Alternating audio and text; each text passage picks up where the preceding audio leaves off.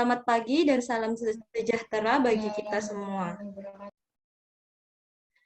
Yang terhormat, Pembina Kelompok Studi Penelitian Ekonomi, Dr. Teguh Hadi Priyono, MSI. Yang kami hormati, pemateri pelatihan karya tulis ilmiah, Saudara Ahmad Fauzan. Yang kami hormati, Ketua Umum Kelompok Studi Penelitian Ekonomi, Saudara Ainul Yakin. Yang kami hormati, Ketua Panitia Peningkatan SDM, Saudara Fadilatul Ilmiah, dan yang kami banggakan segenap pengurus serta seluruh anggota Kelompok Studi Penelitian Ekonomi tahun 2021. Pertama-tama, marilah kita panjatkan puja dan puji syukur kehadirat Tuhan Yang Maha Esa, karena atas limpahan rahmat-Nya lah kita dapat berkumpul dalam acara pelatihan karya tulis ilmiah oleh Kelompok Studi Penelitian Ekonomi dalam keadaan sehat walafiat. Kami ucapkan selamat datang kepada pemateri kita pada pagi hari ini, Saudara Ahmad Fauzan. Selamat pagi, Mas. Dan di sini saya, Mita Priladevi, selaku moderator, akan memandu jalannya acara pada kesempatan kali ini. Sebelumnya, izinkan saya membacakan susunan acara, yakni yang pertama, pembukaan, kedua, menyanyikan lagu Indonesia Raya, ketiga, sambutan-sambutan, keempat, pembacaan doa, kelima, pembacaan CV pemateri, keenam, penyampaian materi, ketujuh, sesi tanya-jawab, dan kedelapan, penutup, serta dilanjutkan dengan foto bersama. Hadirin yang berbahagia, memasuki acara yang pertama yaitu pembukaan. Marilah kita buka acara pada pagi hari ini dengan bacaan basmalah bersama-sama. Bismillahirrahmanirrahim. Acara yang kedua yaitu menyanyikan lagu Indonesia Raya. Kepada hadirin diharapkan sikap sempurnanya.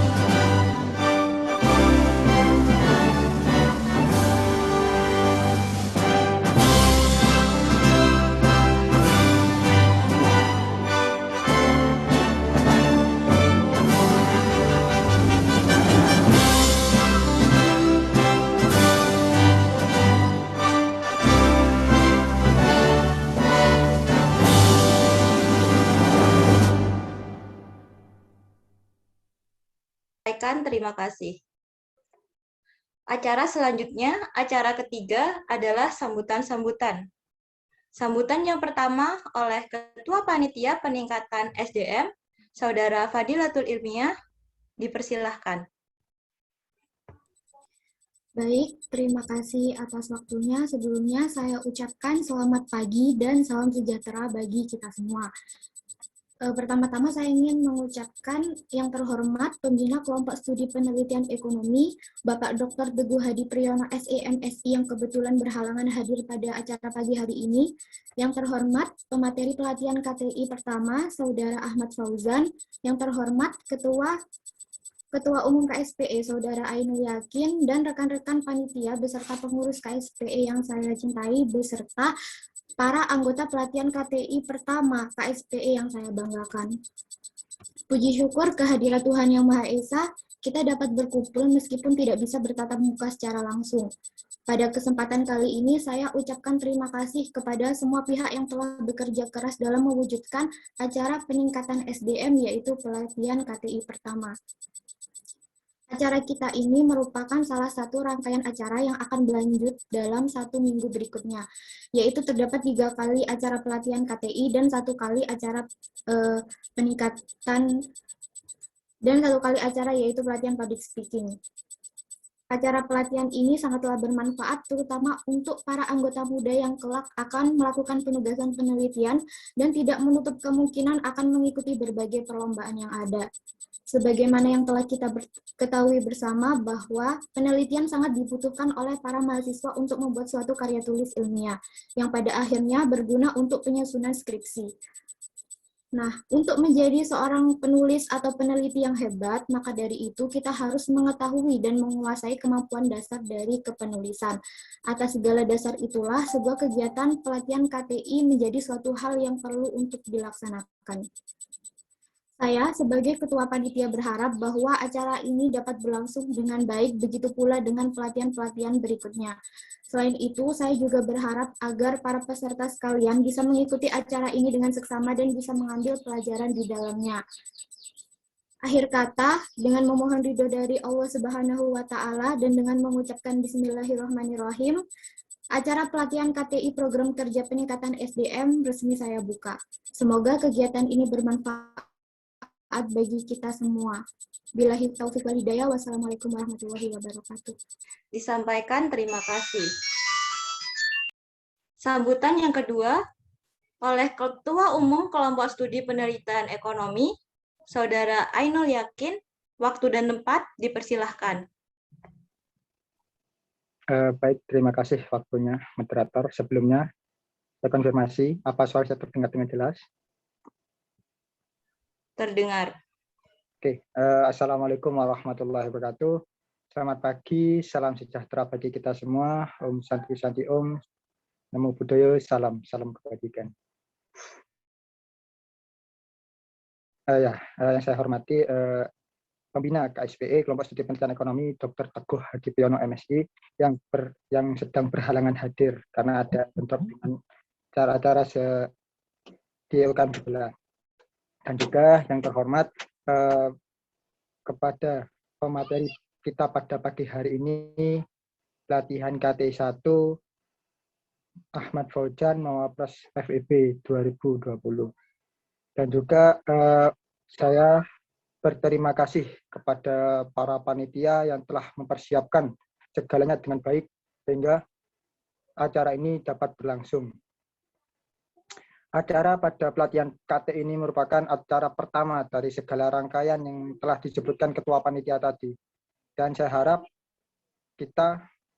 harap dan mengingatkan, terutama pada saya berhati, pengurus dan anggota muda, untuk senantiasa selalu konsentrasi dengan berbagai pelatihan-pelatihan yang ada di KSPI ini. Karena ini merupakan salah satu fondasi pertama kita untuk melakukan sebuah kepenulisan, penelitian yang nantinya akan bermuara pada prestasi. Yang mana ini merupakan salah satu tujuan bersama, tujuan Fakultas Ekonomi dan Bisnis untuk menciptakan sebuah fakultas yang banyak menciptakan prestasi-prestasi akademik maupun non-akademik. Maka dari itu saya ingin berpesan kepada seluruh anggota muda, pengurus maupun saya pribadi untuk senantiasa tetap berkomitmen, tetap untuk menjaga nama baik KSPE dan juga menciptakan prestasi di dalam KSPE ini. Karena KSPE merupakan salah satu UKM yang basicnya di dalam, karena KSPE sendiri merupakan salah satu wadah untuk kita berprestasi. Nah, mungkin hanya itu dari saya yang bisa saya sampaikan. Kurang lebihnya mohon maaf. Wassalamualaikum warahmatullahi wabarakatuh. Disampaikan terima kasih. Acara yang keempat adalah pembacaan doa. Untuk yang bertugas, dipersilahkan.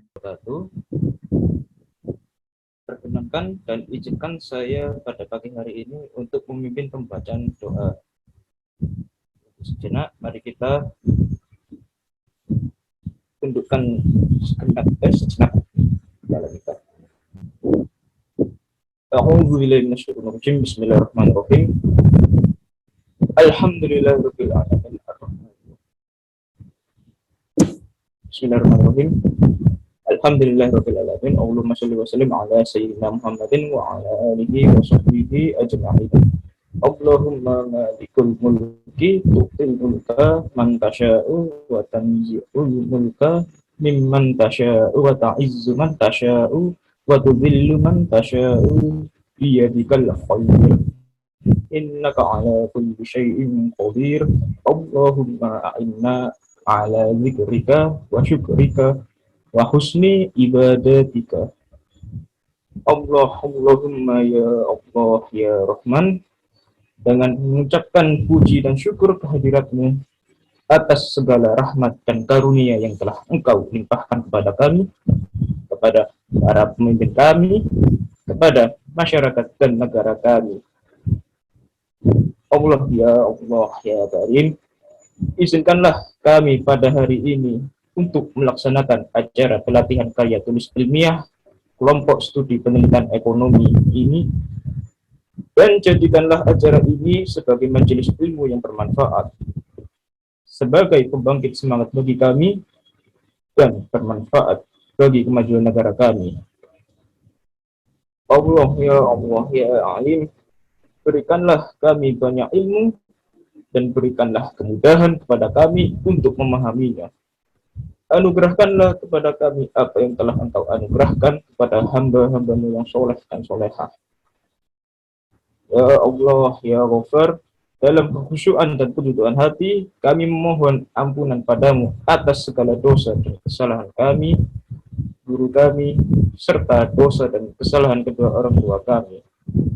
Perkenankanlah doa dan pinta kami. Ya Allah, ya Mujib, jadikanlah kami semua yang hadir di sini menjadi pribadi yang memiliki sifat amanah dan jujur dalam hidup dan kehidupan kami. Ya Allah, hanya kepadamu lah kami melakukan pengabdian, dan hanya kepadamu kami memohon pertolongan. Anugerahkanlah kepada kami taufik dan hidayah, sehingga kami senantiasa yakin dengan iman, mengusahakan dengan ilmu, serta menyampaikan dengan amal. Rabbana 'alaika tawakkalna wa ilaika anabna wa ilaikal nusyur.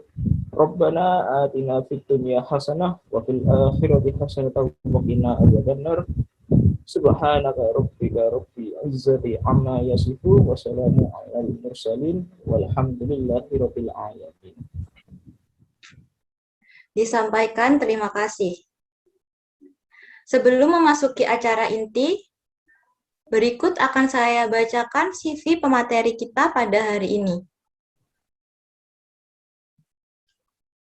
Baik, pemateri kita hari ini adalah Saudara Ahmad Fauzan, yang saat ini tengah menempuh studinya di Universitas Jember, jurusan Ilmu Ekonomi Pembangunan angkatan 2017.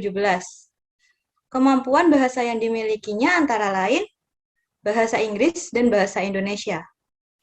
Untuk pengalaman organisasinya antara lain, tahun 2018 merupakan anggota dari Divisi Akademik Himpunan Mahasiswa Jurusan Ilmu Ekonomi atau HMJIE, 2019 organizer dari Divisi Debat Yusef, dan juga organizer dari Divisi Akademik HMJIE.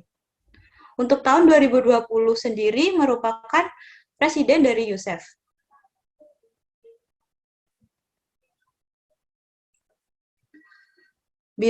Beliau juga telah mendapatkan berbagai penghargaan yang bergengsi yang sudah tertera pada CV yang ada pada layar.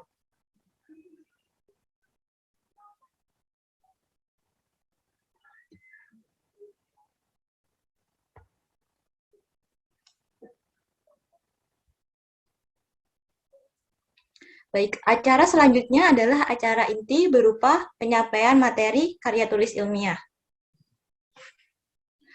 Selamat pagi, Mas Fauzan. Selamat pagi, Mita dan teman-teman. Bagaimana kabarnya, Mas? Alhamdulillah baik.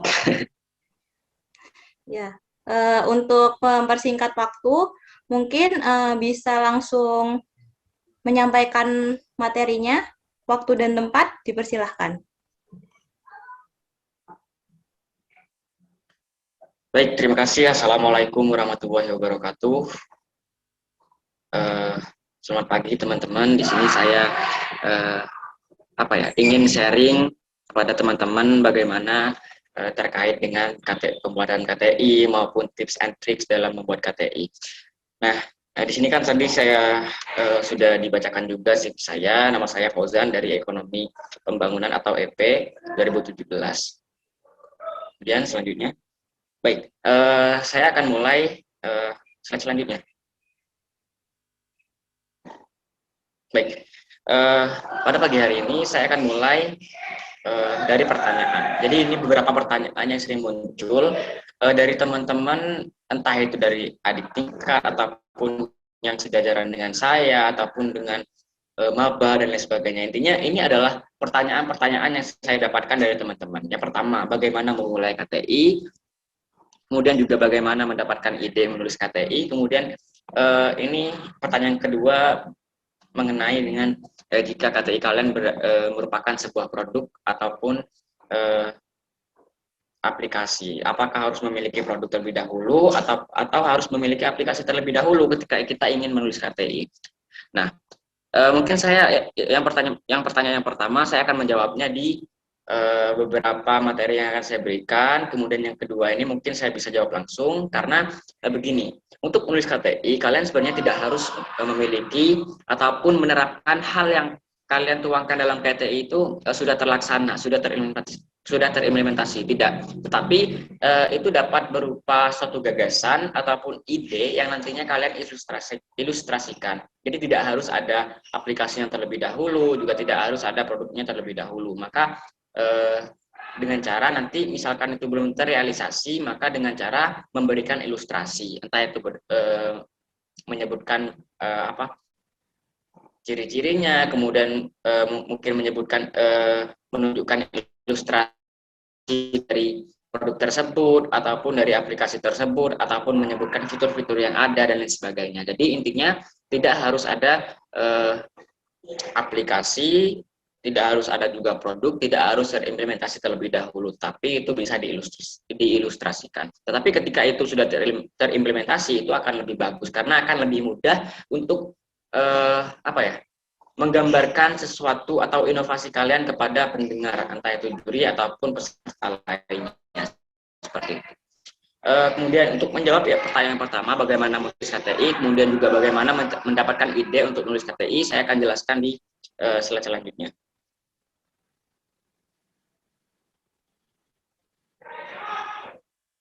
Slide selanjutnya. Oke, sebelum kita ke cara menulis KTI, kemudian cara mendapatkan ide, saya akan sebelumnya.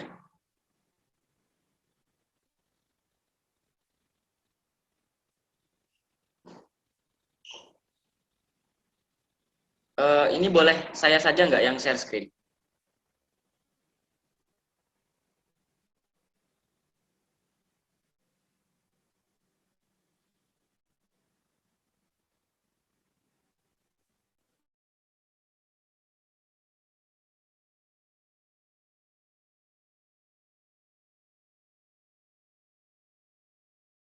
Halo, moderator.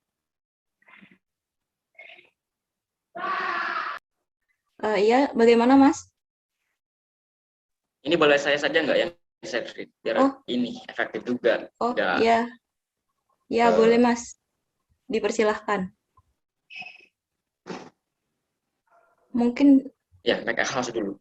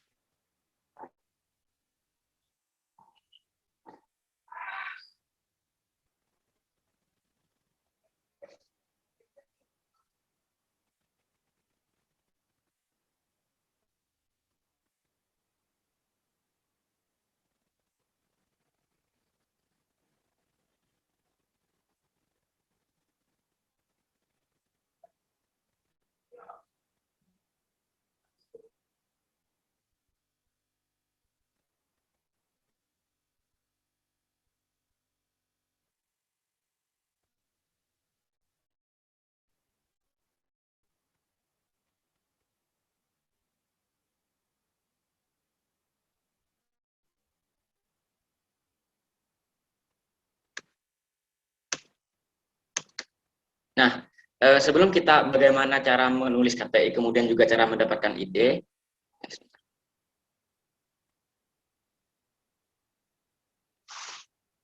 ini kedengeran ya?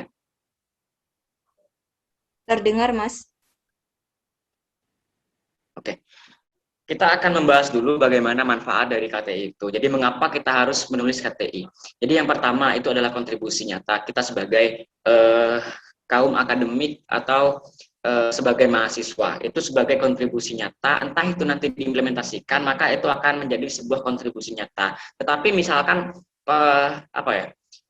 Skenario terburuknya misalkan KTI kalian tidak terrealisasi lah, tapi itu juga bisa menjadi kontribusi secara akademis, dalam artian menjadi sebuah tulisan seperti itu. Kemudian yang kedua, itu pembuktian. Kenapa pembuktian? Karena begini, ketika kalian memiliki ide, kemudian ditanyakan, apakah kamu sudah action? Ternyata kalian tidak sama sekali, makanya menulis KTI ini juga merupakan salah satu action dari pembuktian ketika kalian memiliki sebuah ide maupun respons terhadap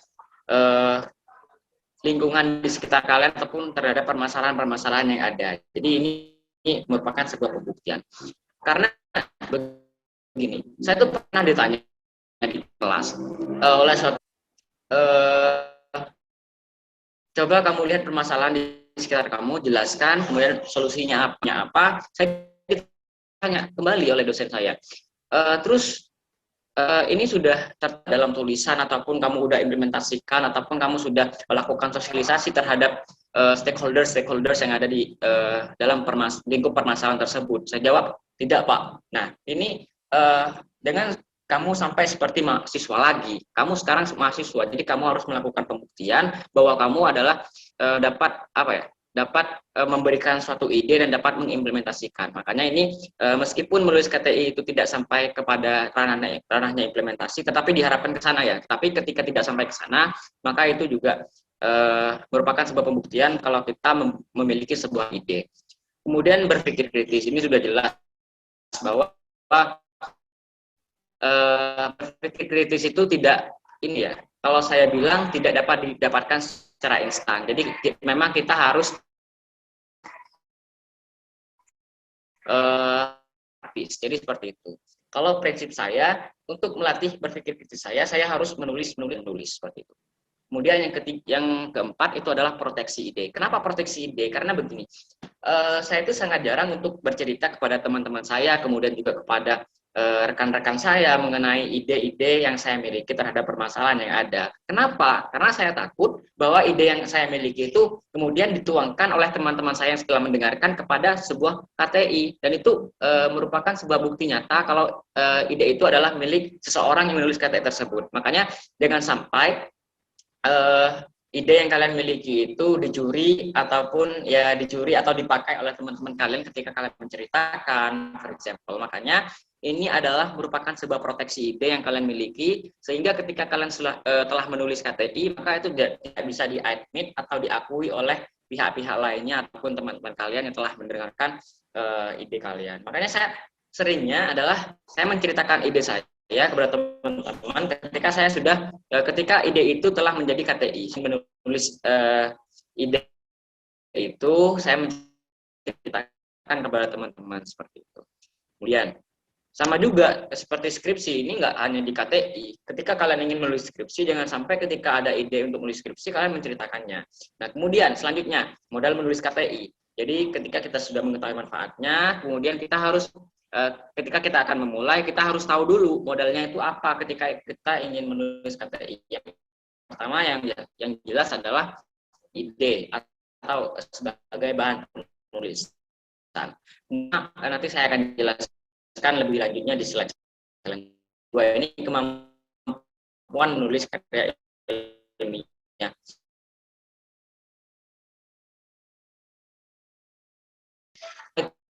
Itu adalah sesuatu, ada beberapa orang yang telah memiliki kemampuan yang secara tidak langsung, yaitu adalah pengecualian ya. Tapi kalau secara umum memang kemampuan itu adalah sesuatu hal yang kita latih. Jadi kemampuan berkelit dengan acara yang kita adakan pada saat ini, yaitu sharing session.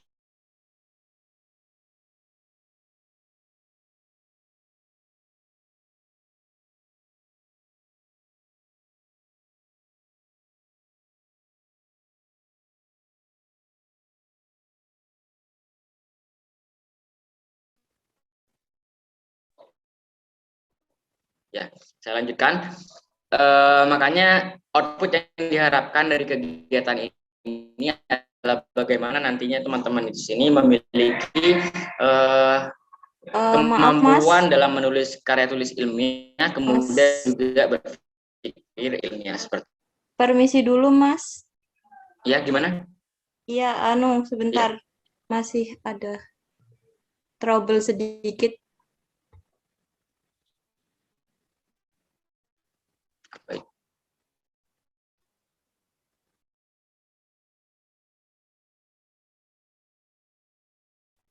Ya sudah Mas, mungkin bisa dilanjut lagi. Terima kasih.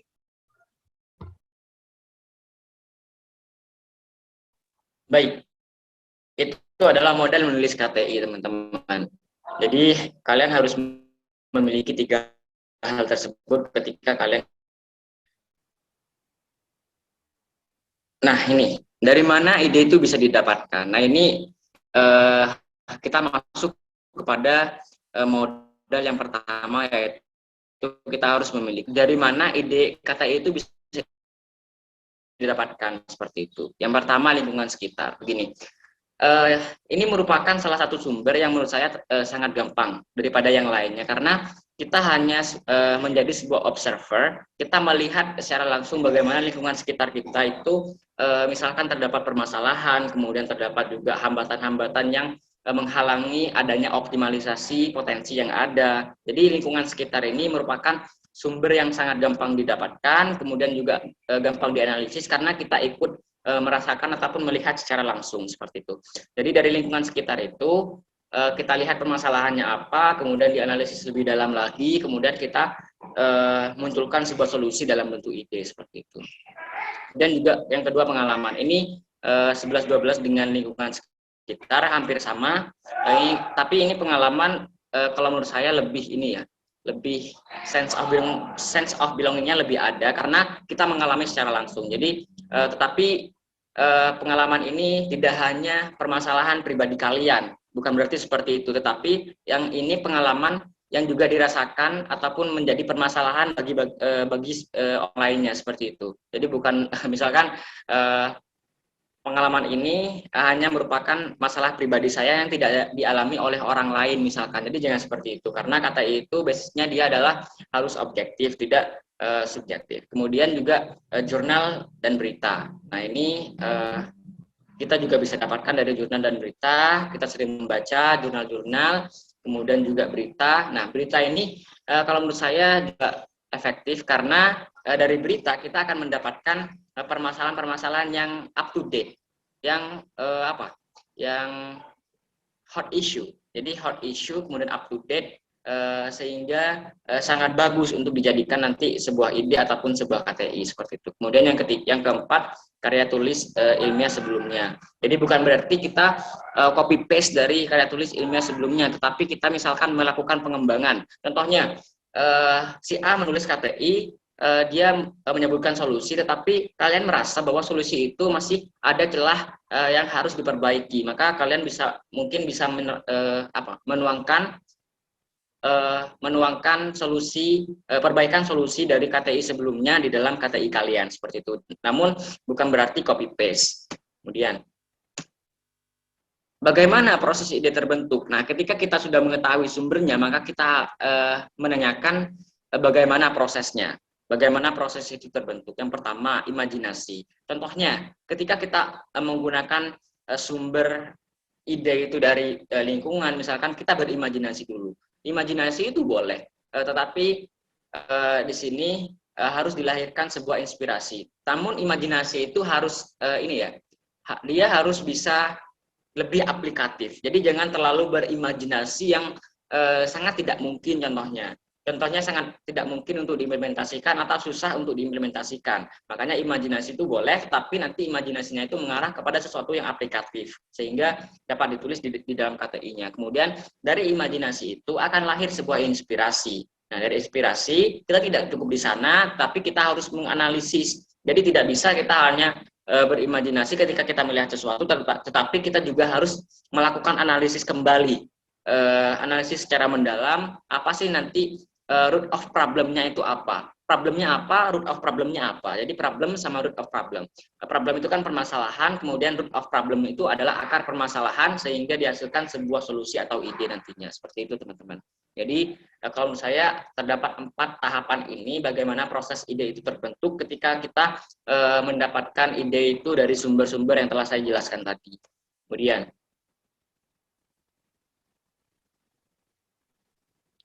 nah, ini merupakan tahapan penyusunan KTI. Ketika kita sudah mendapatkan ide, maka kita masuk kepada tahap penyusunan KTI.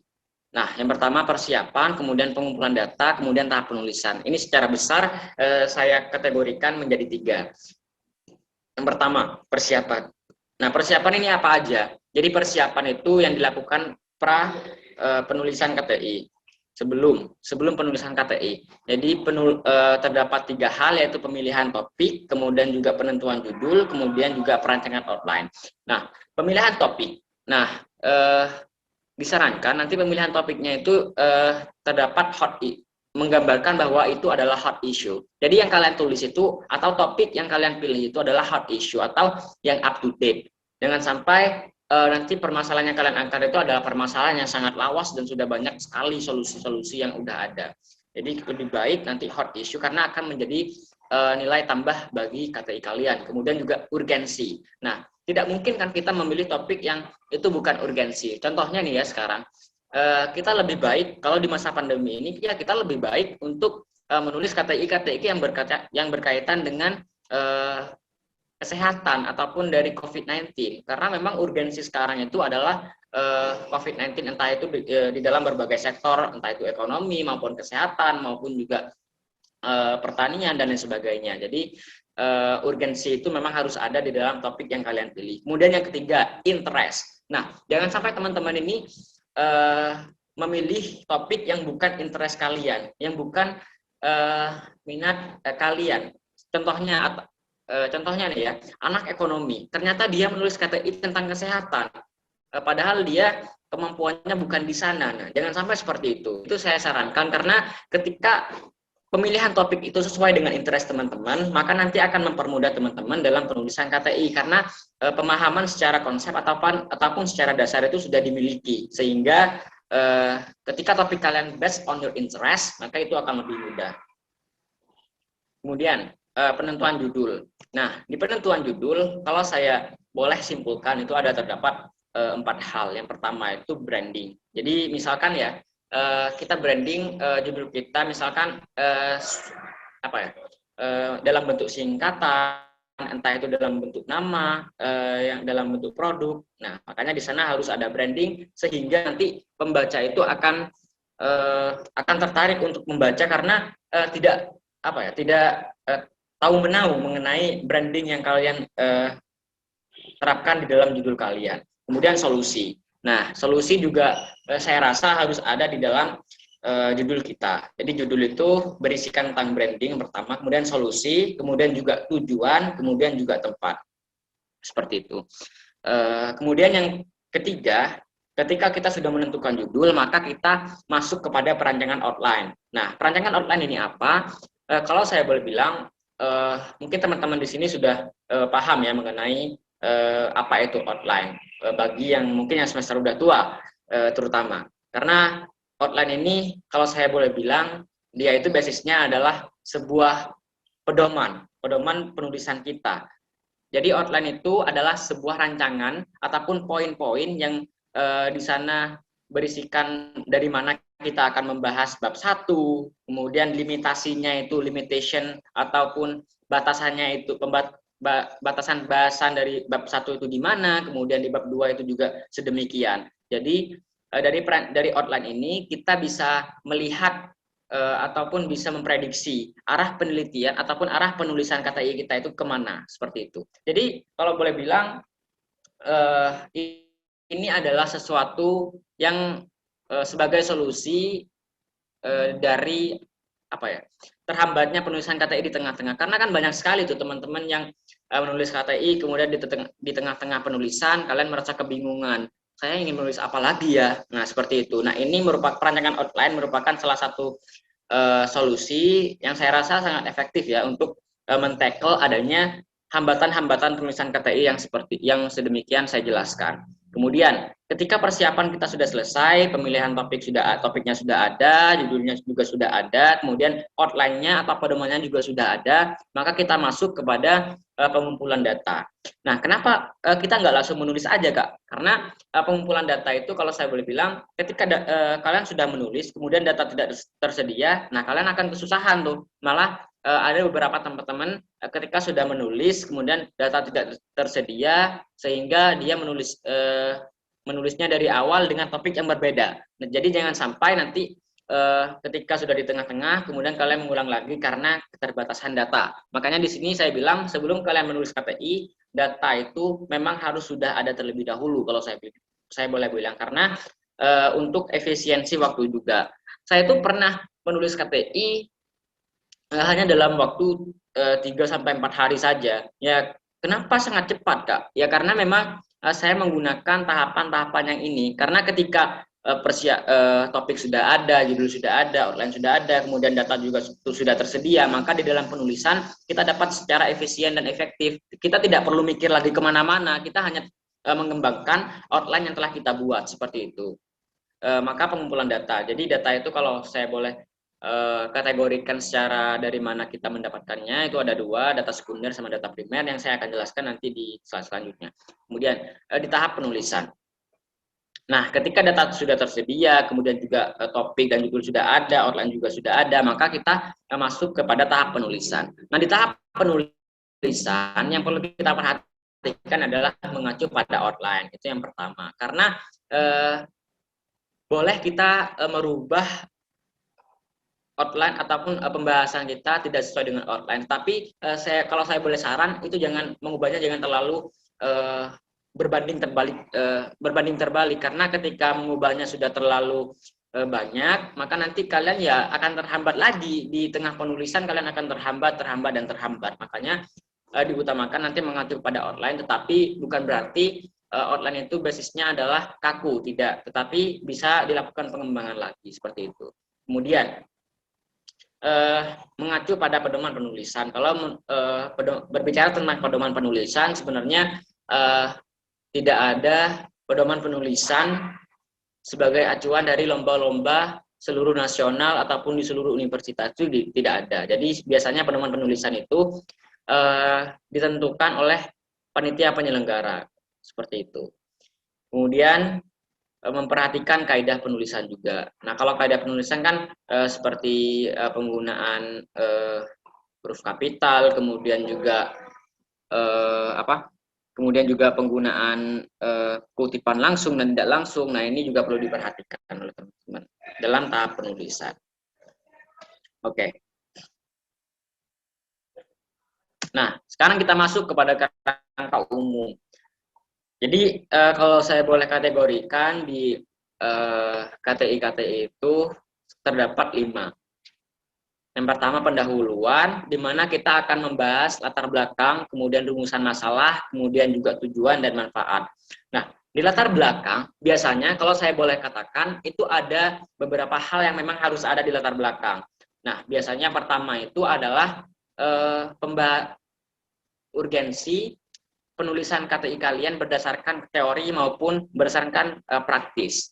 Itu yang pertama. Kemudian yang kedua, itu biasanya pembahasannya dari yang sifatnya umum, kemudian ke yang khusus. Jadi, misal di paragraf pertama, kalian membahasnya secara umum dalam lingkup Indonesia, contohnya. Kemudian di paragraf selanjutnya, kalian lebih mengerucut lagi, lebih fokus lagi kepada apa sih nanti arah dari KTI kalian, seperti itu. Jadi sifatnya kalau saya boleh katakan KTI itu adalah sifatnya segitiga terbalik. Jadi dia dari yang umum kemudian mengerucut ke bawah dan atau lebih fokus lagi ketika di bab selanjutnya, seperti itu. Dan di latar belakang juga seperti itu. Jadi yang basisnya seperti umum, kemudian juga yang khusus. Kemudian juga harus ada masalahnya. Itu yang masalah dan root of problemnya atau akar permasalahannya itu harus ada di dalam latar belakang. Kemudian setelah itu harus ada yang namanya juga potensi. Nah, sehingga biasanya saya potensi dulu baru permasalahan sih. Jadi potensi disebutkan dulu, kemudian permasalahannya apa sehingga kita dapat menggambarkan bahwa potensi yang ada itu tidak dapat dioptimalisasikan, seperti itu teman-teman. Nah, ketika nanti kalian sudah menyebutkan permasalahannya apa, kemudian root of problem-nya apa, sudah ketemu tuh root of problem-nya, maka nanti kalian di latar belakang itu menggambarkan secara umum ataupun sekilas saja mengenai solusi apa yang akan kalian tawarkan, seperti itu. Kalau susunan latar belakang yang efektif saya rasa seperti itu. Jadi yang pertama itu pembahasan urgensi dari KTI ataupun topik yang kalian pilih berdasarkan teori dan praktis, kemudian juga pembahasannya mengerucut ke bawah, kemudian juga harus ada potensinya, kemudian masalah dan akar permasalahan, kemudian juga sekilas mengenai solusi yang kalian tawarkan. Kemudian rumusan masalah. Nah, ketika ditanyakan rumusan masalah itu idealnya ada berapa, Kak? Nggak nentu. Jadi rumusan masalah itu kalau saya boleh bilang, dia itu tergantung dengan pembahasan kalian. Misalkan pembahasannya ya ada 4 subbab, jadi ya disesuaikan aja nanti dengan rumusan masalahnya itu. Kemudian tujuan ya pasti berkaitan dengan rumusan masalah. Kemudian juga manfaat. Nah, sebenarnya manfaat itu di bab 1 di pendahuluan itu kondisional ya. Ada beberapa KTI itu yang basisnya dia menggunakan meletakkan manfaat ini di pembahasan, itu nggak apa-apa juga. Karena manfaat ini kan juga menyebutkan manfaat dari adanya inovasi itu terhadap stakeholders yang ada di dalam lingkup permasalahan yang kalian angkat, seperti itu. Jadi basisnya dia kondisional sih kalau menurut saya. Kemudian tinjauan pustaka. Nah, ini teori yang relevan dengan topik. Jadi tapi teman-teman di sini jangan sampai menyamakan KTI dengan skripsi. Kalau skripsi kan kita harus ada gap teoritis, kemudian juga teori-teori dari memang ahli beberapa ahli dan lain sebagainya, seperti Adam Smith, kemudian juga lain sebagainya. Nah, dari itu kalian jangan terlalu fokus kepada seperti itu. Kalau saya boleh lihat dari beberapa KTI yang saya review itu tidak hanya dari KTI saya, tetapi dari KTI teman-teman lainnya. Kemudian saya juga pernah jadi panitia dan saya membaca KTI peserta itu. Kebanyakan di tinjauan pustaka mereka tidak terlalu teoritis banget, tetapi dia bisa juga menjelaskan dari kata kunci yang ada di dalam KTI itu, seperti itu. Kemudian yang selanjutnya yaitu metodologi penulisan. Nah, di metodologi penulisan ini umumnya menyebutkan sumber data, kemudian metodenya bagaimana, kemudian metode penulisan, kemudian teknik dan analisis penyajian datanya itu seperti apa. Nah, nanti saya akan jelaskan bagaimana sih teknik dan analisis penyajian data lebih bagus pembahasan itu duluan ataupun di latar belakang, tetapi dari metodologi penulisan itu kan di sana juga ada analisis data, kemudian juga sumber data, penyajian data. Makanya di pembahasan itu saya lebih suka untuk interpretasi masalah dulu. Jadi interpretasi masalah itu dalam lingkup stakeholders apa sih yang terlibat, kemudian juga perannya itu apa, kemudian masalah yang mereka hadapi itu apa. Jadi masalah yang dibahas di pembahasan itu juga lebih kompleks menurutku. Kemudian setelah itu baru kita menjelaskan konsep yang kita tawarkan itu apa. Jadi solusi dalam bentuk ide itu, dan juga kita menjelaskan secara konsepnya itu bagaimana. Kemudian ketika sudah selesai maka ada ilustrasi. Nah, ilustrasi ini bagi KTI yang basisnya dia adalah produk ataupun aplikasi, seperti itu. Jadi aplikasi ilustrasi ini bisa dapat berbentuk gambar, kemudian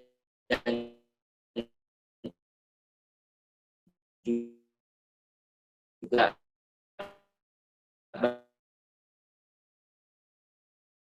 nah seperti itu. Bilang bahwa permasalahan yang kalian angkat. Makanya di dalam pembahasan itu lebih baik teman-teman juga menjelaskan bagaimana implementasi dari solusi yang kalian.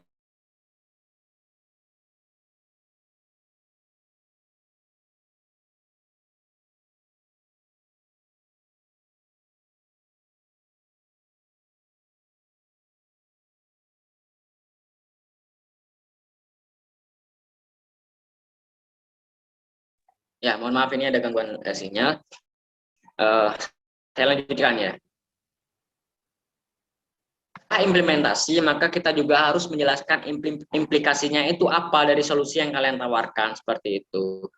Kemudian juga bisa ditambah dengan KTI kalian. Jadi analisis itu kan banyak, ada analisis SWOT yang sangat umum itu kan yang banyak digunakan SWOT kan sama teman-teman. Kemudian juga ada kan analisis sahabat, kemudian SMART objektif dan lain sebagainya. Nanti saya akan memperkenalkan beberapa analisis yang dapat kalian gunakan di dalam KTI. Kemudian juga setelah pembahasan maka kita penutup. Nah, penutup ini biasa. Jadi ada kesimpulan, kemudian saran dan rekomendasi.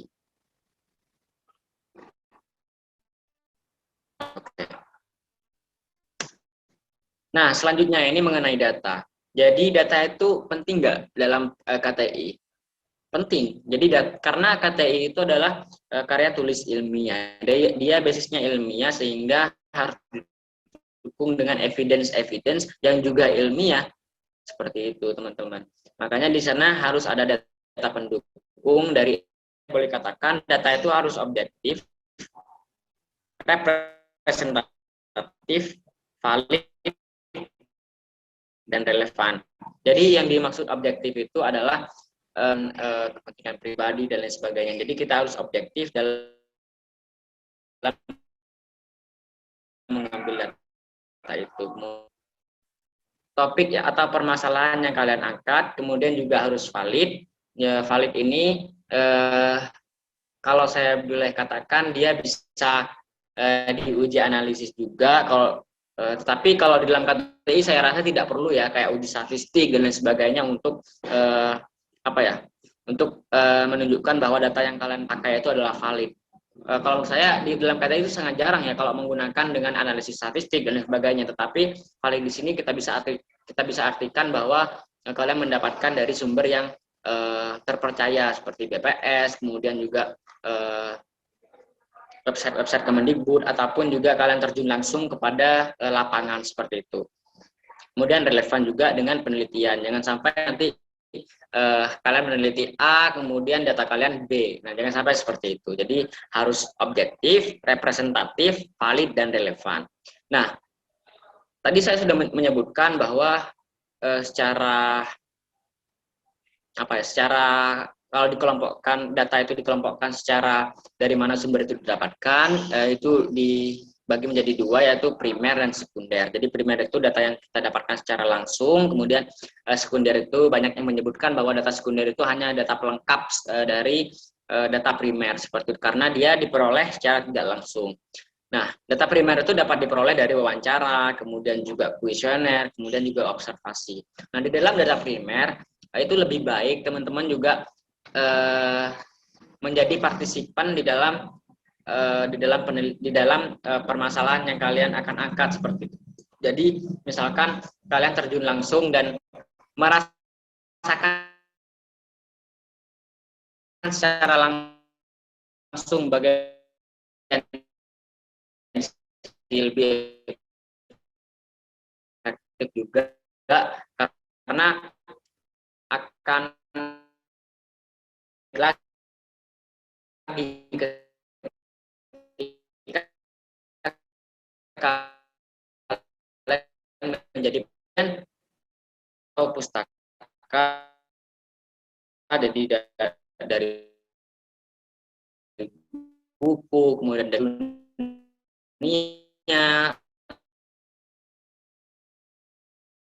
dan juga BPS-nya.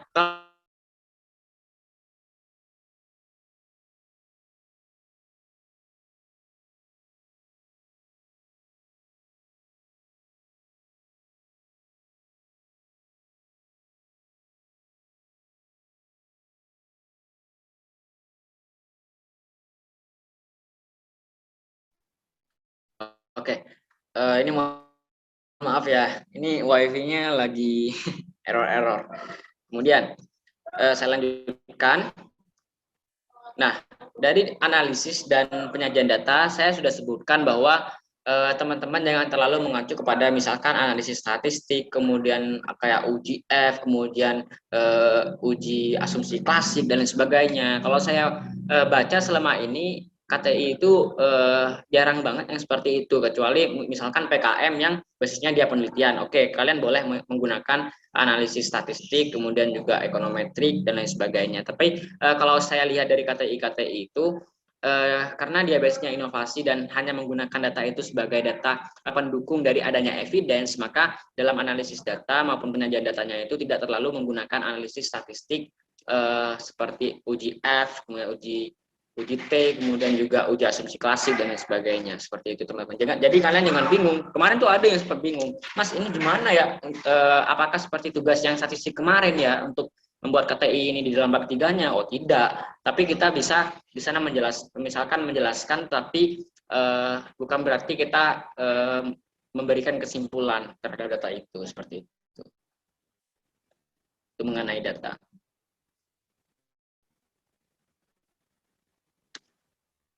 Kemudian di sini kaidah ilmiah. Nah ini kan yang ke tahapan ketiga yaitu tahap penulisannya juga. Jadi kaidah ilmiah. Yang pertama itu sistematis, kemudian juga format penulisan, kemudian juga etika penulisan. Nah, yang disebut sistematis ini seperti yang saya katakan, jadi dia harus runtut basisnya. Kan tidak mungkin kalian dari pendahuluan langsung pembahasan, tidak mungkin juga. Nanti memang harus sistematis sesuai dengan bagaimana bentuk dari KTI itu. Kemudian juga harus dia basisnya seperti segitiga terbalik seperti yang saya jelaskan, bahwa dia basisnya dari yang umum ke yang khusus. Ada juga sebenarnya beberapa penulis yang dia tidak menggunakan segitiga terbalik, tetapi dia menggunakan dua segitiga yang saling berhadapan. Jadi dia basisnya dari yang umum kemudian ke yang khusus, kemudian dari yang khusus ke yang umum lagi. Tapi kalau dari persepsi saya itu juga kurang efektif, karena ketika menulis KTI itu kita dituntut untuk tidak terlalu kemana-mana. Kita harus fokus pada permasalahan apa sih, atau apa sih tujuan kita itu di akhir, seperti itu. Makanya saya bilang dia base-nya dari yang umum ke yang khusus, karena memang untuk tujuan tidak membingungkan pembaca ataupun juri yang nanti misalkan kita ikut lomba, seperti itu. Kemudian juga format penulis. Mohon maaf, jaringan saya sini ambisius sekali menulis KTI yang bagus, kemudian yang tertata, kemudian juga ingin menang dan sebagainya. Semua orang itu ingin menang, cuman kalian menulis dari suatu sumber, kemudian kalian tidak menulis dari mana sumber itu didapatkan, seperti itu bisa dianggap sebagai sebuah plagiarisme. Jadi teman-teman jangan sampai nanti KTI yang bagus tapi tidak memperhatikan etika penulisan. Nah, saya ingin menjelaskan apa sih dari yang dimaksud dengan plagiarisme itu nanti. Kemudian juga di sini kita harus juga memperhatikan penulisan paragraf. Jadi kalau saya boleh kategorikan, paragraf itu sebenarnya dibagi menjadi 3. Jadi kalimat pertama, kemudian kalimat kedua, dan sampai kalimat sebelum kalimat terakhir, kemudian juga kalimat terakhir. Jadi apa yang ini merupakan pesan apa sih dalam sebuah paragraf itu. Jadi yang pertama itu biasanya pikiran dari sebuah paragrafnya. Jadi yang pertama poin-poinnya atau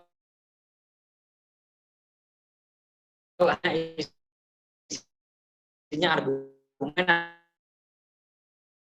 usahakan nanti kalimat pertama itu adalah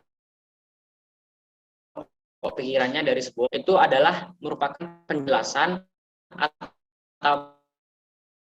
ataupun evidence kalian miliki. Kemudian di kalimat terakhir itu simpulan paragraf. Nanti saya akan kasih contoh.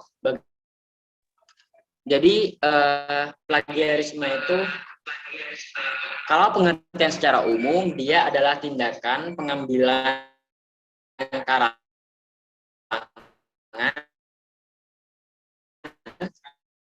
atau seolah-olah merupakan karangan kalian sendiri. Jadi itu merupakan pelanggaran etik dari sebuah penulisan karya tulis milik ilmiah. Beberapa tips and trick bagaimana cara untuk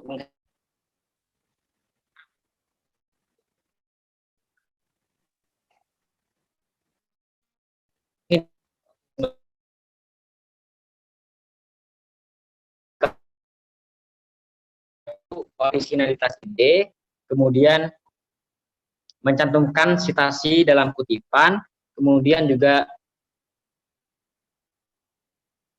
mana nih sinyalnya masih kurang bagus, bentar teman-teman.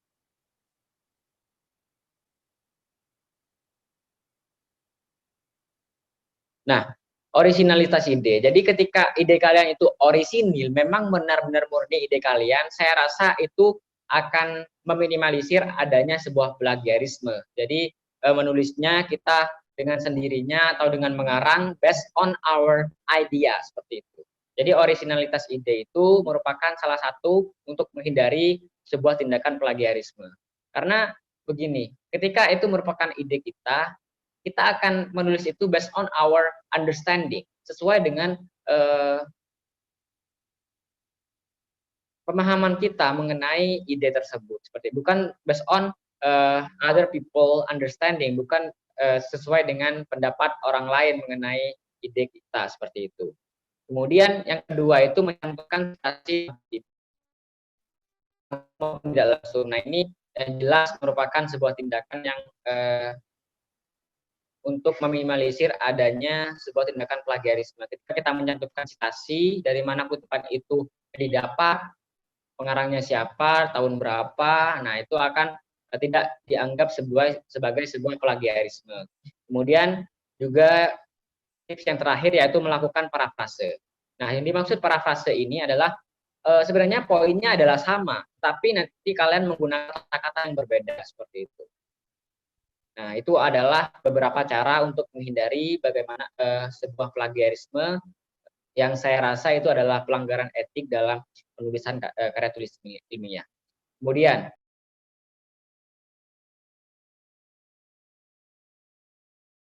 bagaimana sih untuk mengetahui dari tingkat plagiarisme ataupun tingkat tiruan kita terhadap tulisan-tulisan karya orang lain? Nah, ini dapat menggunakan Turnitin, tetapi hati-hati di dalam menggunakan website Turnitin, karena di website Turnitin itu ada dua jenis. Jadi ada basisnya dia no repository, ada repository. Nah, kalau repository itu nanti apa yang kalian submit di dalam Turnitin, di dalam website Turnitin, nanti akan ke record. Jadi ketika kalian ingin melakukan tes kembali, maka tingkat plagiarisme kalian adalah 100%, karena itu merupakan self plagiarism.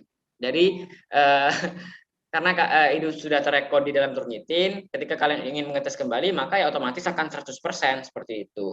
Makanya di sini teman-teman ketika ingin mengecek tingkat plagiarisme teman-teman, maka saya sarankan untuk menggunakan website Turnitin yang no repository di setting, seperti itu.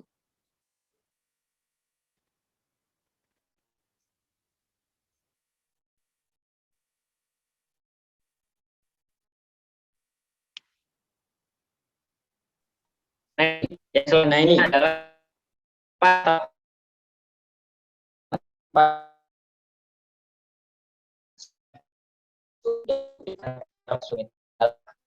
di basisnya langsung menyebutkan sumbernya itu apa, kemudian sama persis dengan sumber yang kalian dapatkan. Jadi misalkan kata-katanya adalah saya ingin makan, ya berarti di dalam KTI kalian adalah saya ingin makan, seperti itu. Jadi itu disebut dengan langsung. Menggunakan siapa nanti pengarangnya, misalkan berdasarkan pernyataan si A bahwa itu nanti memperkenalkan beberapa analisis ataupun beberapa goal itu ditujukan untuk membantu teman-teman dalam merangkai sebuah tujuan yang baik dan dapat dicapai. Jadi ada beberapa hal untuk mengukurnya. Jadi yang pertama spesifik, kemudian measurable, acceptable, realistic, dan time rebound. Jadi yang dimaksud spesifik itu tujuan kita harus spesifik. Tujuan kita ini kemana? Seperti itu. Jadi memang harus khusus, bukan bersifat umum. Nah, itu adalah merupakan tujuan nabung. Misalkan saya ingin menabung untuk membeli, kemudian juga ukur secara objektif. Jadi misalkan dengan sistem yang begini, ini dapat dicapai seperti itu. Kemudian kita di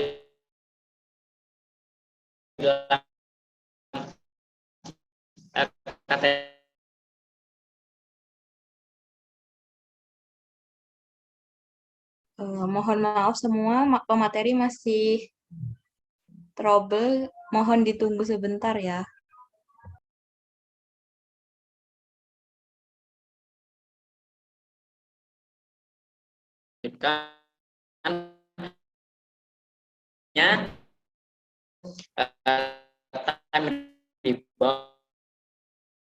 Tujuan kita itu dapat dicapai seperti itu menggunakan smart goal ini.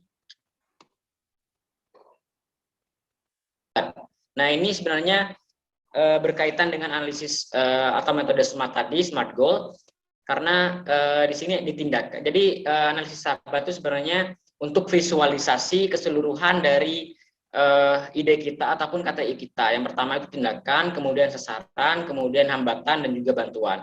Nah, di tindakan kita itu dapat di sasaran kita itu dapat menggunakan analisis SMART tadi, SMART goal itu yang spesifik, measurable, dan time rebound. Makanya saya bilang ini berkaitan dengan metode SMART goal untuk menentukan a very objective goal seperti itu. Kemudian juga hambatan. Jadi kita menjelaskan faktor internal maupun eksternal yang dapat menghambat pencapaian dari sasaran. Kemudian juga bantuan. Ini kebalikannya dengan hambatan. Kita menyebutkan faktor internal dan eksternal yang sekiranya dapat mempermudah pencapaian sasaran seperti itu. Kemudian juga tindakan. Jadi langkah-langkah utama untuk mencapai sasaran seperti itu. Nah, saya nanti akan setelah penyampaian ini saya akan menunjukkan contoh dari KTI saya berdasarkan apa yang telah saya sampaikan yang sudah saya sharing pada pagi hari ini. Oke, kita langsung. Sebentar saya setting dulu. Moderator, waktunya kurang berapa menit nih? Masih banyak, Mas. Mungkin bisa sekitar 30 menit. Oh, baik.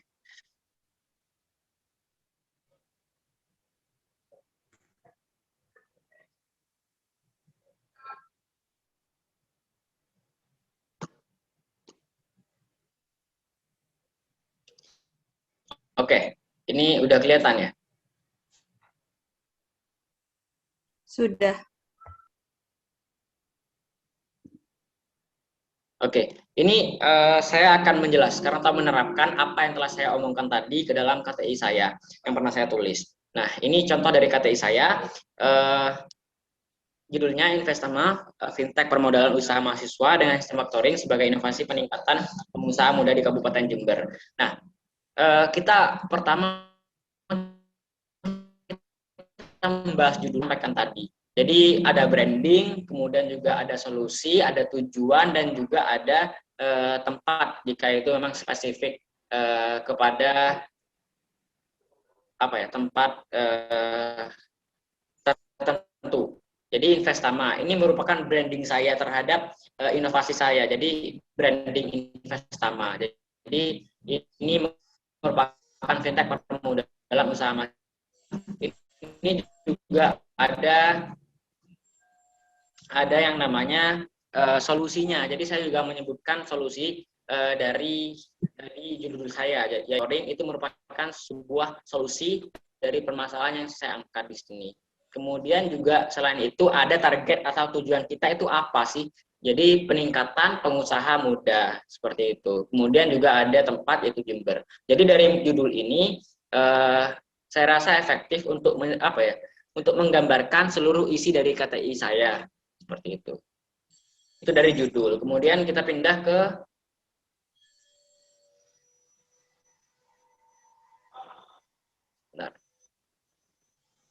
latar belakang atau di pendahuluan, yaitu tepatnya di latar belakang.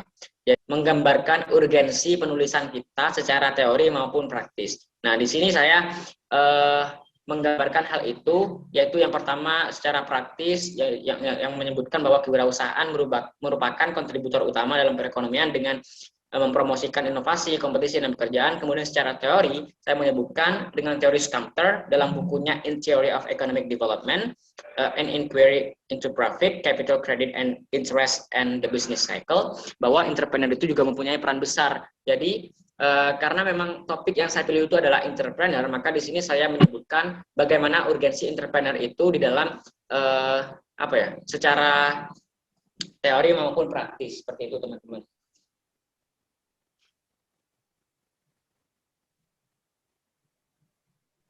Nah, kemudian selanjutnya mengenai pembahasan dari umum yang basisnya dia ke spesifik seperti segitiga terbalik.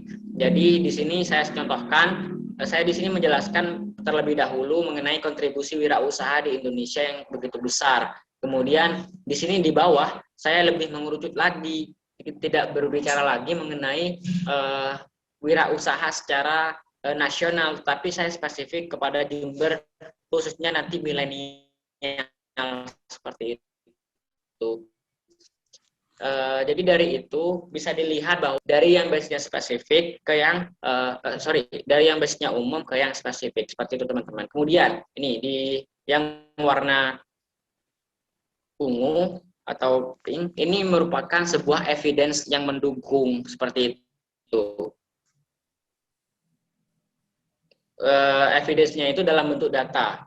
Jadi kontribusi terhadap produk domestik bruto sebesar 60,34% dan menyerap tenaga besar kerja sebesar 97,22% pada tahun 2019 based on Kemenprint 2018. Seperti itu contohnya teman-teman. Jadi memang di dalam permasalahan ataupun sebuah potensi itu memang harus didukung dengan evidence karena ini adalah karya ilmiah. Kita bukan ngego, kita bukan hanya berandai-andai seperti itu teman-teman. Kemudian itu sudah dari segi latar belakang, kemudian juga di latar belakang tentunya juga ada ini permasalahan. Jadi potensi dulu. Jadi saya menyebutkan potensi di Kabupaten Jember itu sangat besar karena mahasiswanya yang populasinya sangat besar sekali, kemudian juga minat dari mahasiswa itu dalam berwirausaha sangat tinggi. Itu merupakan potensinya. Tetapi saya di sini juga menyebutkan permasalahannya apa? Permasalahannya misalkan terdapat kendala permodalan. Jadi di dalam problem itu ada root of problem. Ternyata root of problemnya adalah permodalan. Makanya di sini saya sebutkan permasalahannya itu adalah kendala permodalan yang menjadi penghambat dari optimalisasi pengembangan wirausaha muda di Kabupaten Jember. Kemudian juga di sini sepintas solusi. Ketika potensi, kemudian permasalahan, kemudian kita juga menyebutkan sepintas solusi yang akan kita tawarkan itu seperti apa, seperti itu. Nah, ini saya menyebutkan sepintas solusi. Nanti penjelasan secara spesifik. Kemudian saya ingin menggambarkan bagaimana di sini kontribusi, coba dilihat di paragraf yang ini, paragraf 2 itu kontribusi wirausaha di Indonesia sangat besar. Hal itu ditujukan oleh kontribusi UMKM yang juga dikategorikan sebagai wirausaha dengan kontribusi terhadap produk domestik bruto dan penyerapan tenaga kerja. Maka di kalimat pertama merupakan pokok dari dari paragraf ini. Nah, setelah itu di di kalimat kedua itu adalah penjelasan ataupun penjabaran dari pokok pikiran atau pokok pikiran paragrafnya. Kemudian di sini juga ada evidence sebagai pendukung dari argumen kita di kalimat pertama. Seperti itu teman-teman. Kemudian di kalimat terakhir maka tidak jarang jika pemerintah pusat maupun daerah memiliki perhatian dalam pengembangan UMKM ataupun wirausaha. Jadi ini merupakan, jadi sebenarnya di kalimat terakhir itu dia biasanya bisa sebagai link back ataupun menyebutkan kembali di paragraf pertama, menegaskan kembali, tapi dia juga bisa sebagai implikasi. Jadi implikasinya itu apa di dalam paragraf itu, seperti itu. Jadi itu adalah contoh dari ini ya, paragraf yang baik juga. Nah, contoh lagi nih di paragraf pertama, kewirausahaan merupakan kontributor utama dalam perekonomian dengan mempromosikan inovasi, kompetisi dan pekerjaan. Ini merupakan pokok pikiran di dalam paragraf ini. Nah, dan juga penjabaran dari pokok pikiran yang saya berikan. Nah, kemudian di paragraf terakhir, semakin banyak entrepreneur di suatu negara, maka tingkat pengangguran akan semakin rendah. Sebelum itu juga ada, maka pertumbuhan ekonomi negara semakin tinggi juga. Itu akan link back kepada yang pertama, yaitu mempromosikan inovasi, kompetisi, dan pekerjaan, seperti itu. Jadi dengan adanya pekerjaan, maka pengangguran akan semakin rendah, seperti itu teman-teman. Jadi di kalimat terakhir, di paragraf 1, saya menggunakan kalimat terakhir menggunakan link back, tapi di paragraf 2 saya menggunakan di kalimat terakhir itu adalah implikasi. Jadi di paragraf terakhir dia biasanya bisa kesimpulan ataupun bukan kesimpulan, tetapi ya kesimpulan kalimat ataupun implikasi dari kalimat tersebut, dari pokok pikirannya. Seperti itu teman-teman. Itu sudah ya mengenai pendahuluan dan juga judul, kemudian juga pembuatan paragraf. Oke, kita pindah selanjutnya.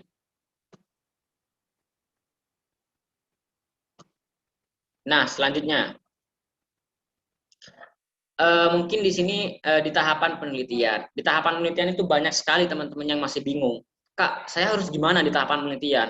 Nah, kalau kamu tanya saya, yang meneliti ya kamu, yang menulis ya kamu, seperti itu. Jadi, yang memang tahu bagaimana alurnya ya penulisnya sendiri seharusnya. Maka di sini harus disesuaikan dengan tahapan yang dilalui.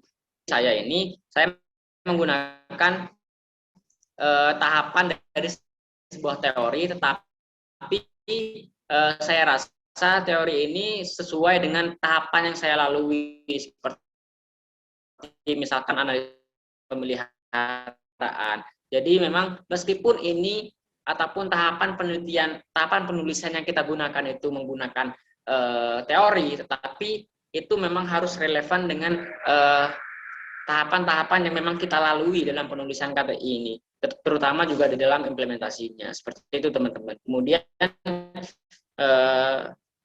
kita pindah ke ini, data. Kalau data yang saya gunakan itu merupakan data sekunder dan data primer. Jadi datanya itu campuran. Ada data yang saya dapatkan secara tidak langsung, ada juga beberapa data yang saya dengan misalkan menyebar kuesioner di sini. Jadi kuesioner itu sebenarnya kalau secara umum ada sebenarnya banyak sih, dari macam-macam kuesioner. Itu ada kuesioner yang basisnya dia pertanyaan kemudian jawabannya itu hanya iya dan tidak. Nah, itu kita bisa sebut dengan Goodman. Kemudian ada juga yang basisnya dia kurang setuju, kemudian setuju, tidak netral, tidak setuju, dan sangat tidak setuju, kayak gitu. Itu kita bisa namanya Likert. Jadi nanti teman-teman bisa explore sendiri apa saja tipe-tipe dari penyebaran kuesioner, kemudian juga bagaimana ketika kita wawancara dan sebagainya. Jadi jelasnya di dalam KTI saya itu menggunakan dua macam data, yaitu sekunder dan primer. Kemudian teknik pengolahan datanya. Ini juga disesuaikan dengan jenis data yang ada. Karena memang ini saya menyebutkan bahwa saya menggunakan Goodman, yang memang nanti kuesioner yang saya sebarkan itu ke sasaran adalah dia jawabannya hanya iya dan tidak, bukan kurang setuju, kemudian tidak setuju dan lain sebagainya. Tidak seperti itu, tidak memprovide jawaban-jawaban yang sangat banyak, tetapi hanya iya dan tidak, seperti itu teman-teman. Kemudian ini kita masuk ke pembahasan ya. Jadi kan saya sudah sebutkan pembahasan itu yang sangat efektif adalah kita juga interpretasi masalah terlebih dahulu dari apa yang telah kita analisis data. Ya, kan saya tadi menggunakan kuesioner nih, yang dia basisnya adalah menggunakan skala Gottman. Makanya saya di sini menjelaskan bagaimana hasilnya sehingga itu dapat menjadi hambatan ataupun permasalahan yang ada sehingga potensi yang ada tidak dapat dioptimalisasikan, seperti itu teman-teman. Contohnya saya di sini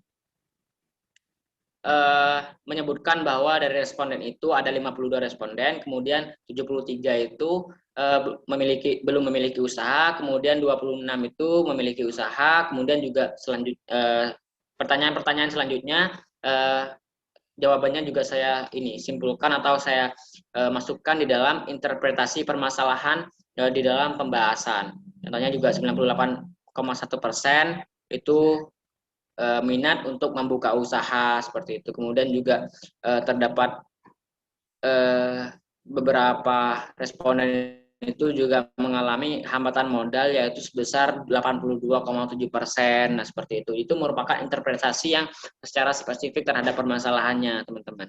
Dari hasil analisis data di bab 3. Kemudian juga di sini ada deskripsi produk. Nah, ini yang disebut saya adalah penjelasan konsep atau dari solusi yang kita tawarkan. Jadi deskripsi dulu, di deskripsi misalkan itu berbentuk produk, berarti deskripsi misalkan itu berbentuk hanya ide ataupun implikasi kebijakan, berarti dijelaskan aja konsepnya itu bagaimana. Dan di sini saya menambahkan mekanisme kerja sistem karena memang basisnya dia adalah aplikasi di sini teman-teman. Kemudian juga ada desain. Nah, ini yang disebut dengan ilustrasi. Ketika nanti KTI teman-teman itu merupakan sebuah produk, maka memang harus ada foto nyata. Sebenarnya bukan foto nyata, foto gambaran bagaimana produk itu akan dibuat, bagaimana produk itu akan dirancang, kemudian ketika aplikasi bagaimana nanti fitur-fiturnya, bagaimana nanti tampilannya dan sebagainya. Makanya saya sebut bahwa harus memang ada ilustrasi seperti itu, karena agar menggambarkan bahwa solusi yang kita tawarkan itu memang terangkai dengan baik, terencana dengan baik, seperti itu teman-teman. Jadi saya di sini memang ini aplikasinya belum ada pada saat saya menulis. Jadi saya hanya menggambarkan bagaimana produk itu nanti akan diproduksi, bagaimana bentuknya nanti, seperti itu teman-teman. Kemudian setelah itu ada analisis SMART. Jadi SMART kan tadi saya sudah perkenalkan kepada teman-teman. SMART goal itu apa? Jadi SMART goal itu seperti ini. Misalkan nih ya, dari spesifik, misalkan tujuan saya memang spesifik yaitu kepada peningkatan modal usaha melalui penyaluran modal yang dapat mendukung minat mahasiswa dalam membuka usaha, kemudian juga measurable. Karena kenapa? Karena kita menggunakan yang namanya sistem factoring yang nanti akan dapat secara mudah menghimpun dana dari investor, seperti itu. Kemudian juga di samping itu karena minat mahasiswa yang sangat tinggi, maka tujuan kita untuk meningkatkan pengusaha muda di Kabupaten Jember itu dapat dimeasurable atau dapat terukur, seperti itu. Kemudian acceptable karena memang untuk mendorong wirausaha muda itu tidak bertentangan dengan hukum, norma ataupun lain sebagainya. Bahkan itu merupakan hal yang sangat baik agar nanti penciptaan wirausahanya itu dapat berkontribusi terhadap perekonomian, seperti itu. Kemudian juga realistik. Nah, realistik ini kita menggambarkan bahwa tujuan kita itu dapat kita capai secara realistik, tidak kita hanya berandai-andai. Itu tidak hanya sekedar tujuan, tetapi kita bisa mencapainya, seperti itu. Nah, contohnya saya di sini menjelaskan bahwa kampanye yang dilakukan HIPMI, kemudian juga kepada wirausaha, kemudian juga pemerintah tentunya akan membuat Investama lebih mudah dikenal oleh investor dan mahasiswa dalam segi promosi, sehingga nanti keduanya mendapatkan fasilitas Investama yang kemudian akan mencapai targetnya, seperti itu. Nah, ketika ada promosi dari HIPMI, kemudian yang biasanya dia kepada wirausaha muda, kemudian juga pemerintah di sini akan promosikan kepada investor-investor. Maka nanti ketika ada dua hal tersebut, maka Investama ini dapat segera direalisasikan dan dapat mencapai targetnya, yaitu meningkatkan meningkatkan pengusaha muda di Jember. Kemudian time rebound ini waktu yang dapat target yang akan kita capai seperti itu. Kapan? Jadi kita bisa menghitung sendiri, penulis itu yang lebih paham. Mempertimbangkan dari hambatannya apa, kemudian juga dukungannya apa, seperti itu teman-teman. Kemudian strategic implementation atau strategi implementasi ini akan menunjukkan bahwa bahwa solusi kita itu merupakan solusi yang aplikatif. Jadi tidak hanya berandai-andai. Jadi kembali lagi kita harus memang aplikatif. Meskipun kita tidak sampai implementasi, tetapi kita harus menggambarkan bahwa KTI kita itu merupakan ide yang aplikatif dari dalam permasalahan yang memang kita angkat seperti itu. Nah, biasanya saya menggunakan beberapa stakeholders yang terlibat dalam memiliki peran masing-masing seperti itu. Nah, dalam strategi implementasi itu tergantung teman-teman, si gaya teman-teman itu bagaimana untuk menggambarkan bahwa ide kalian itu merupakan ide yang aplikatif seperti itu. Kemudian di sini ada analisis sahabat yang berkaitan dengan smart objective. Nah, sebenarnya tujuan ini di sebelah kiri itu ada permasalahan, kemudian latar belakang permasalahannya itu apa, kemudian juga arah panahnya itu, sasarannya itu apa, kemudian arah panah lagi dari hambatan itu ke permasalahan yang nanti akan menyebabkan permasalahan, kemudian dari permasalahan itu ada tindakan, kemudian di samping tindakan juga ada bantuan yang misalkan bantuannya itu adalah perkembangan teknologi yang pesat dan bantuan kampanye dari HIPMI maupun pemerintah dalam memicu pencapaian target Investama. Itu merupakan suatu bantuan yang nanti akan mengarah kepada tindakan sebagai penerapan factoring, kemudian laporan keuangan, kerjasama dengan berbagai stakeholder untuk mendorong dapat menjadi sebuah solusi permasalahan. Nah, dari tindakan itu diharapkan nanti kita dapat mencapai sasaran, yaitu Investama dapat mendukung permodalan dari wirausaha muda ini. Jadi seperti itu. Jadi agar teman-teman ini tidak selalu menggunakan analisis. Ketika melihat teman-teman masih menggunakan analisis SWOT itu udah terlalu banyak dipakai. Kalau yang ini analisis sahabat dalam visualisasi produk itu sangat jarang sih menurut saya. Karena memang sangat jarang teman-teman dari beberapa teman-teman itu masih tidak mengenal ini seperti itu. Itu sih dari review. Ini ada satu lagi. Daftar pustaka ini yang paling penting juga harus ada pada kutipan. Jadi kutipan langsung dan tidak langsung itu mengutip dari ini Nezelele misalkan di tahun 2014. Jadi ini memang ada di KTI kalian seperti itu. Jangan sampai daftar pustaka ini kamu mencantumkan daftar pustaka buku, kemudian dia tidak ada di dalam kutipannya. Nah, itu jangan sampai teman-teman. Jadi semua daftar pustaka ini memang harus ada di dalam kutipan. Nah, contoh nih ya, saya akan mencari nih Scamter misalkan.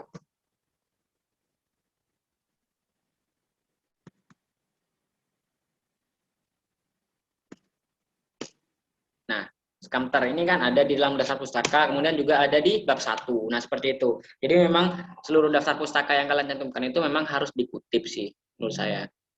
Seperti itu. Itu juga beberapa hal yang perlu diperhatikan ketika kalian menulis KTI. Ini adalah secara praktis. Jadi ini praktis berdasarkan apa yang telah saya sampaikan tadi. Seperti itu, teman-teman. Itu mungkin beberapa hal yang bisa saya sharing kepada teman-teman. Saya juga mohon maaf karena ini saya terdapat kendala sinyal, kemudian juga misalkan ada kurang hal yang kurang tepat, ya tolong nanti dikoreksi oleh teman-teman. Karena di sini saya bukan sebuah guru, karena di sini saya hanya sebagai ingin sharing kepada teman-teman di sini. Mungkin saya ada salah dan sebagainya. Oke, saya kembalikan kepada moderator. Terima kasih. Disampaikan terima kasih kepada pemateri yang telah menyampaikan materinya dengan baik dan jelas. Acara selanjutnya adalah sesi tanya jawab.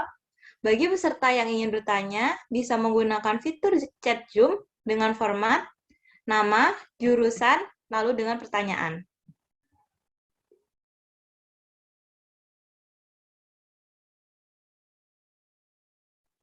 Baik, pertanyaan pertama dari Ajeng Ayu Murniwati, S1 Akuntansi. Pertanyaannya, dalam mencari informasi yang berkaitan dengan tema LKTI, hal yang biasa dilakukan adalah membaca banyak sumber dan sering terjadi gaya bahasa yang digunakan berpengaruh dari apa yang dibaca. Saya ingin bertanya, sebenarnya apa nilai kebaharuan dari karya ilmiah kita yang membedakan dari KTI yang pernah ditulis orang lain dengan tema yang sama, yang menjadi referensi. Misalnya tema lomba tersebut penerapan dan pengembangan RegTech pada sektor jasa keuangan. Mungkin bisa langsung dijawab.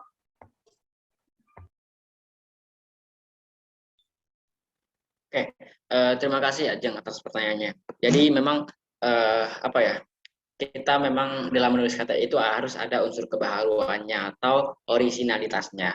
Nah, bagaimana caranya? Misalkan nih ya, mungkin ketika saya disuruh untuk memberikan atau contoh mengenai tema yang RegTech itu mungkin saya masih kurang ya, karena saya memang belum mengetahui bagaimana sistemnya dan lain sebagainya. Mungkin saya ingin memberikan contoh lainnya. Contohnya nih begini,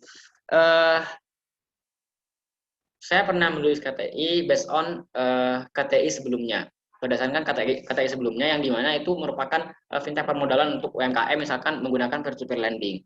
Nah, saya lihat bahwa peer-to-peer lending itu banyak sekali kelemahan-kelemahan yang mungkin tidak ini ya, tidak mengedepankan hak-hak dan kewajiban dari beberapa stakeholder yang bertransaksi seperti itu. Makanya saya di sana menggunakan fintech permodalan, menggunakan factoring contohnya, yang dimana itu akan dapat mempermudah juga untuk menggunakan sistem factoring, yaitu kalau teman-teman di sini belum paham mengenai factoring, ini saya tunjukkan ya.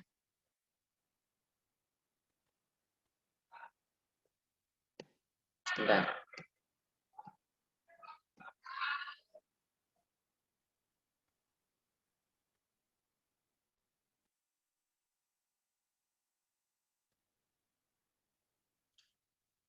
Sebentar, saya share screen. Nah, ini factoring. Kalau menurut keputusan Presiden itu factoring itu sebagai apa ya? Anjak piutang. Jadi dia biasanya ada pihak ketiga yang nanti akan dia akan mengedepankan ataupun yang bertanggung jawab atas hak-hak dan kewajiban dari yang bertransaksi, entah itu ya investor ataupun dia sebagai borrower seperti itu. Jadi dia adalah sebagai pihak ketiga yang menanggung atau bertanggung jawab atas terpenuhinya seluruh kewajiban maupun hak-hak yang harus mereka dapatkan. Seperti contohnya dalam pengembalian modal, banyak sekali tuh fintech yang basisnya adalah modal dari investornya itu nggak kembali karena memang nggak bayar dan sebagainya. Makanya di sini ada yang namanya factoring system, di mana dia akan menjadi pihak ketiga atau anjak piutang yang akan meminimalisir adanya gagal bayar dari pinjaman itu, seperti itu. Seperti itu sih. Kemudian juga misalkan kita menggunakan crowdfunding nih, ada juga crowdfunding tuh. Ada kelemahan kan kalau peer-to-peer lending itu hanya satu aja investornya. Tapi kalau crowdfunding itu dia basisnya adalah misalkan dia basisnya adalah seperti urunan. Jadi satu yang mengusulkan pinjaman, kemudian pinjaman itu bisa berasal dari beberapa orang seperti itu. Jadi memang kita dapat menggali ya. Kalau menurut saya sangat mudah menggali ketika kita peka terhadap permasalahan itu dan kita mengetahui sistem apa yang memang cocok untuk di bidang itu, seperti itu sih. Kalau menurut saya. Kemudian juga ada nih kalau kita berdasarkan ini ya berita. Nah, saya tuh pernah baca di bulan kemarin saya menulis KTI dan 2 bulan kemarin saya menulis KTI mengenai pasar tradisional di masa pandemi yang dia basisnya pendapatannya ataupun omsetnya menurun drastis di masa pandemi karena memang pelanggan yang datang ke pasar itu sangat mulai jarang karena memang mungkin kekhawatiran akan adanya COVID, kemudian juga adanya pemberlakuan PSBB dan lain sebagainya. Maka saya baca tuh berita, karena Bank BRI meluncurkan aplikasi pasar.id untuk sebagai fasilitator terhadap penjual-penjual yang ada di pasar tradisional. Nah, saya telusuri itu secara mendalam, kayak apa sih pasar.id. Ternyata saya baca dan saya tahu aplikasinya, websitenya dia hanya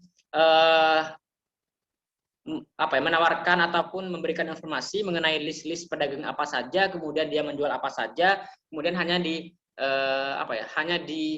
provide nomor WhatsApp dari penjualnya, sehingga nanti orang yang akan membeli maka dia harus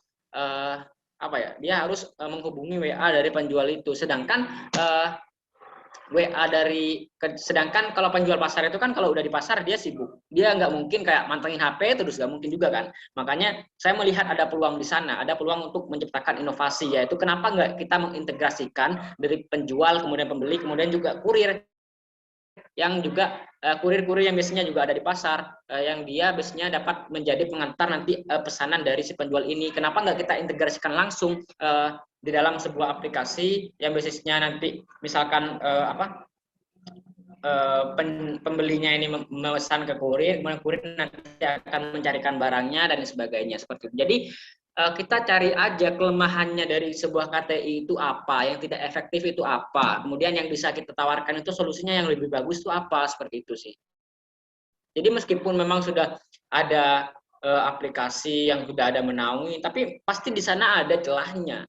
Dan itu memang yang dipertanyakan di dari setiap lomba itu, dari juri-juri memang itu. Coba kamu jelaskan solusi sebelumnya ini yang ada apa, kemudian solusi kamu ini apa, sehingga kita dapat melihat perbedaan ataupun orisinalitas dari karya kamu. Jadi seperti itu sih.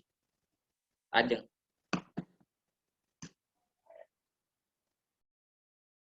Baik, disampaikan terima kasih atas jawabannya. Bagaimana penanya? Apakah ada tanggapan lain?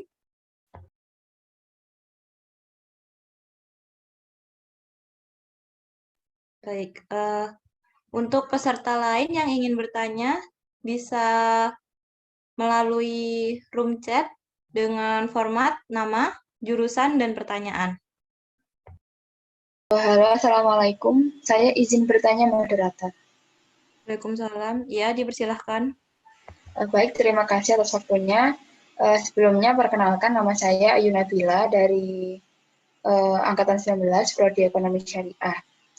Jadi begini Mas Fauzan, saya mau nanya. Saat kita mencari jurnal itu Mas, ya, sebagai bahan pembuatan, sebagai referensi dari KTI atau karya-karya lainnya itu, biasanya kan kita udah nemu jurnal ya Mas, yang cocok dan sesuai dengan apa yang sesuai dengan apa yang kita bahas gitu Mas, sesuai tema kita gitu. Nah, ternyata setelah cari-cari lagi, itu apa ya Mas, kita nemu lagi jurnal yang pembahasannya itu lebih luas dan lebih menjabarkan apa yang sebelumnya kita cari gitu Mas. Jadi tuh biasanya saya bingung gitu Mas, soalnya kan semakin banyak jurnal itu malah kayak semakin bingung dan pembahasannya itu akan semakin kemana-mana gitu Mas. Nah, pertanyaan saya tuh, menurut Mas Fauzan dalam proses pencarian jurnal sebagai referensi dari karya itu, ada tipsnya nggak Mas, supaya pencarian jurnal itu nggak melebar kemana-mana, seperti itu?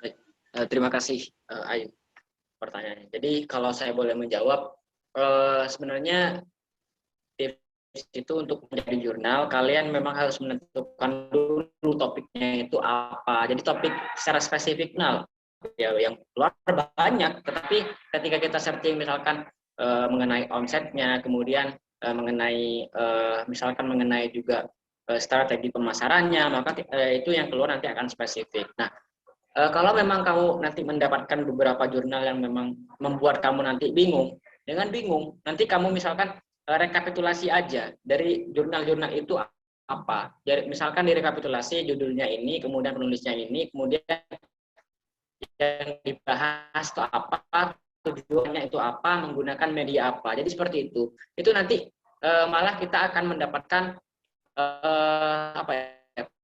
pemahaman yang lebih bagus lagi. Jadi jangan lihat itu adalah sisi baik ketika kita mendapatkan banyak jurnal sebagai referensi.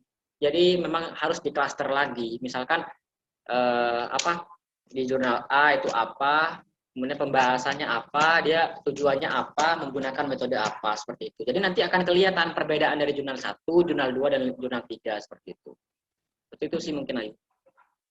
Biar nanti tidak bingung juga ketika mendapatkan banyak referensi. Terima kasih Mas Fauzan. Dapat dipahami. Baik, terima kasih atas jawabannya. Mungkin bisa lanjut ke pertanyaan berikutnya dari Lailiatul Fitriani, S1 Manajemen.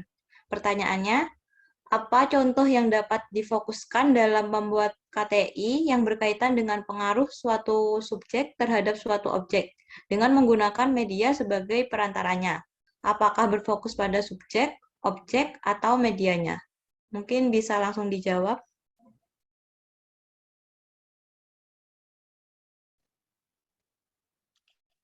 Begini, mungkin yang dimaksudkan ini adalah tujuan itu ya, objektifnya itu apa sebenarnya.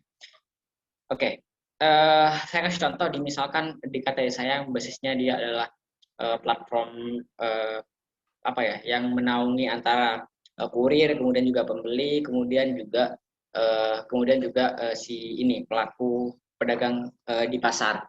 Nah, kemudian tujuannya apa? Kalau tujuan saya itu jelas, tujuan saya itu pertama memang ingin meningkatkan perekonomian pasar. Jadi bukan untuk memprovide dari kebutuhan-kebutuhan yang memang diperlukan oleh ibu rumah tangga yang dia biasanya ingin mempermudah dan sebagainya. Tetapi di sana saya menjelaskan secara spesifik bahwa tujuan besar saya adalah ingin meningkatkan perekonomian pasar, entah itu dari segi kurirnya ataupun dari omset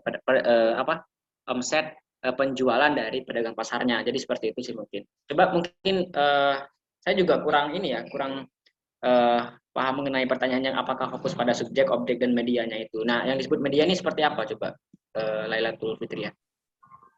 Itu Kak, kayak media yang digunakan subjek, kayak contohnya adalah pemilik pengaruh, pemilik usaha terhadap keberhasilan suatu usaha, dengan pemilik usaha itu menggunakan media promosi melalui media sosial gitu kan. Itu kita waktu pembahasannya bisa fokus ke pemilik usahanya kah, ke keberhasilan usahanya kah, atau ke medianya. Itu Kak, masih bingung soalnya.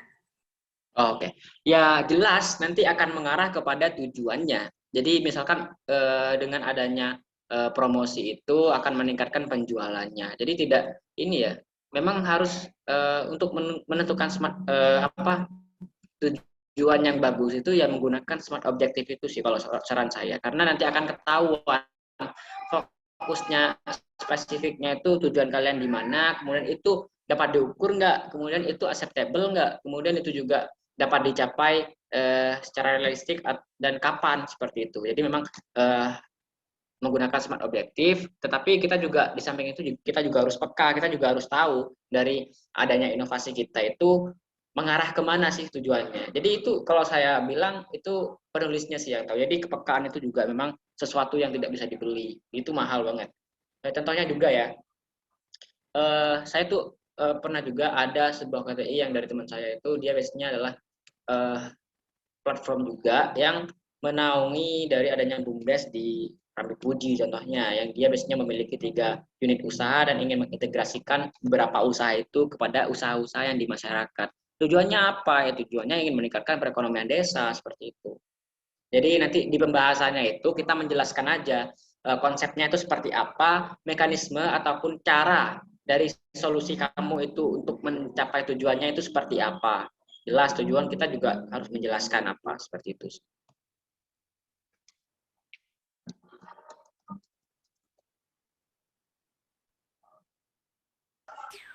Baik Kak Fauzan, terima kasih. Baik, disampaikan terima kasih sekali lagi. Bagi anggota peserta yang ingin bertanya, dapat melalui chat Zoom atau bertanya secara langsung. Apabila menggunakan chat Zoom, dapat menggunakan format nama, jurusan, lalu pertanyaan.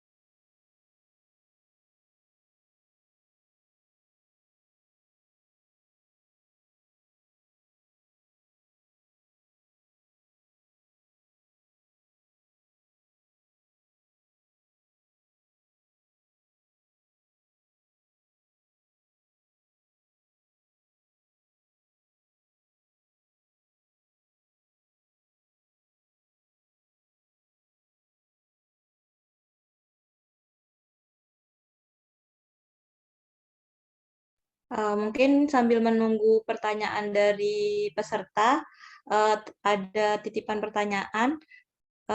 Ini kalau sudah membuat KTI, harusnya mempunyai tata bahasa yang baik. Salah satunya yaitu state of art. Nah, itu gimana ya Mas cara membuat kalimat yang seperti itu? Mungkin bisa dijawab terlebih dahulu.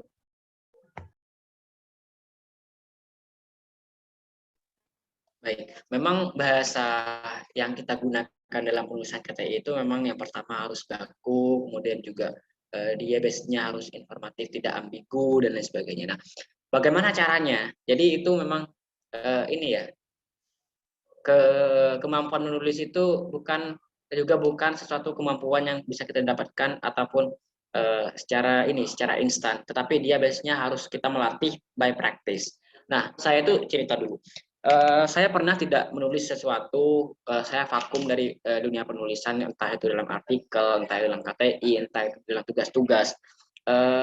Saya merasa bahwa ketika saya ingin menulis lagi, saya bingung. Ketika saya ingin menulis kata-kata apa yang tepat seperti itu. Makanya saya bilang cara yang bagus itu untuk melatih kemampuan menulis kita itu dengan praktis. Jadi praktis juga sembari itu kita juga membaca jurnal-jurnal sehingga kita mengetahui cara tata bahasa ataupun pola bahasa dalam penulisan karya yang ilmiah itu seperti apa, seperti itu. Jadi yang pertama praktis, kemudian kita juga bisa observe bagaimana caranya dengan membaca jurnal seperti itu sih. Kalau dari saya itu hal-hal yang saya lakukan ketika saya ingin melatih kemampuan saya, terutama dalam pemilihan tata bahasa, kemudian juga agar kalimat-kalimat atau paragraf yang kita tulis itu tidak ambigu dan lain sebagainya, seperti itu sih. Baik, Mas. Terima kasih atas jawabannya. Sekali lagi, dari peserta, adakah yang masih ingin bertanya? Baik, dikarenakan sudah tidak ada yang ingin bertanya, sehingga disampaikan terima kasih atas pertanyaan dan jawabannya sudah disampaikan. Kepada pemateri, dipersilahkan menyampaikan closing statement-nya. Baik, teman-teman, terima kasih atas waktunya. Terima kasih juga telah mendengarkan beberapa sharing ataupun tips yang saya sharing kepada teman-teman juga. Jangan lupa kita learning, jadi learning by doing itu memang salah satu ataupun memang cara yang sangat efektif dalam melatih kemampuan kita dalam menulis KTI contohnya. Karena saya tidak pernah ini ya, kalau sedikit cerita, saya tidak pernah mengikuti pelatihan KTI. Bukan berarti saya ingin memberikan contoh yang tidak baik. Jadi pelatihan KTI itu juga baik untuk menambah informasi ataupun referensi kita.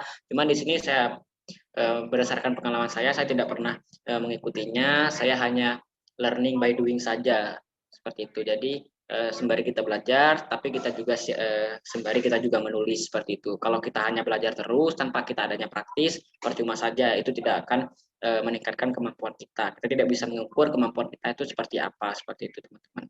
Mungkin itu saja. Saya juga mohon maaf kepada panitia dan juga teman-teman karena memang tadi ada sedikit kendala terkait jaringan. Kemudian juga saya mohon maaf ketika mungkin ada kesalahan ataupun kekurangan, karena saya di sini hanya manusia biasa, saya di sini hanya sharing, bukan ingin menggurui dan lain sebagainya. Mungkin itu saya kembalikan kepada moderator. Terima kasih. Disampaikan terima kasih. Demikian serangkaian acara pelatihan karya tulis ilmiah oleh kelompok studi penelitian ekonomi.